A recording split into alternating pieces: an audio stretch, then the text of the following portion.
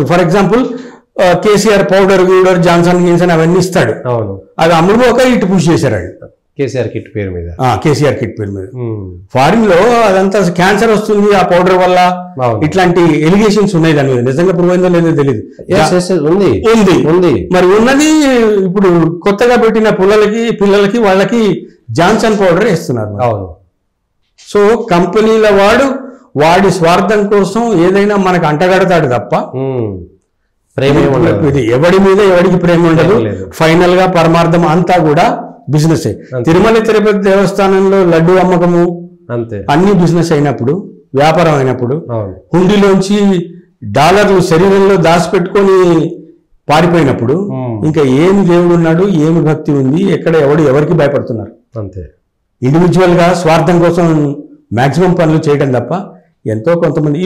ఈ రోజున ఆయన పేరు జగ్గి వాసుదేవ్, ఆయన మీద కూడా ఆరోపణలు వస్తున్నాయి. అక్కడ ఆడవాళ్ళని నిర్బంధం చేస్తున్నారని, ఇండ్లకు పోనివ్వట్లేదని, పెళ్లిళ్ళు చేయనివ్వట్లేదని, గుండు చేపించి అక్కడే ఉంచుకుంటున్నారని ఆరోపణలు వచ్చినాయి. మరి అక్కడ కూడా మరో డేరా ఉందా ఏంటని నాకు అనుమానం వస్తుంది. ఎందుకు అమ్మాయిలు why should you withhold them? పూజలు చేస్తున్నారేమో, భక్తులు వస్తున్నారో, సిగాలు ఊగుతున్నారేమో, అదంతా వేరే విషయం. కానీ అక్కడ గుండు చేసి అందులోనే ఉంచేసుకోవాల్సినంత అవసరం ఉంది. అది ఆడవాళ్ళకి గుండు చేయటం ఏంటి? అదేమన్నా ముండమోపుల?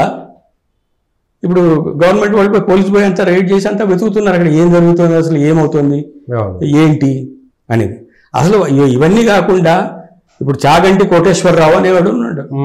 ఏదో చెప్తాడు, మీ ఇష్టం ఉంటే వినండి, లేదు అంటాడు, కానీ ఒక హద్దు దాటిపోడు. నేనే దేవుణ్ణి, నేనే జీవుణ్ణి, మొత్తం నా దగ్గరే అందరు మోకరిల్లండి అన్నాడు. వస్తే రండి, పోతే పోండి, నేను చెప్పేది ఏదో వినండి, ఇది మంచిది పాటించండి, ఇది చెడు అని. అంతవరకు ఓకే. కానీ జనాలను ఉంచేసి కాటేజీలు పెట్టి సంసారాలు చేపించి అక్కడే ఉంచి వంటలు చేసి అక్కడే ఉంచి తల్లిదండ్రులకు కూడా దూరం చేసి బ్రహ్మకుమారిలంతా బోగస్ అని కూడా బయటపడింది. సో ఎటుపోతున్నాం మనం?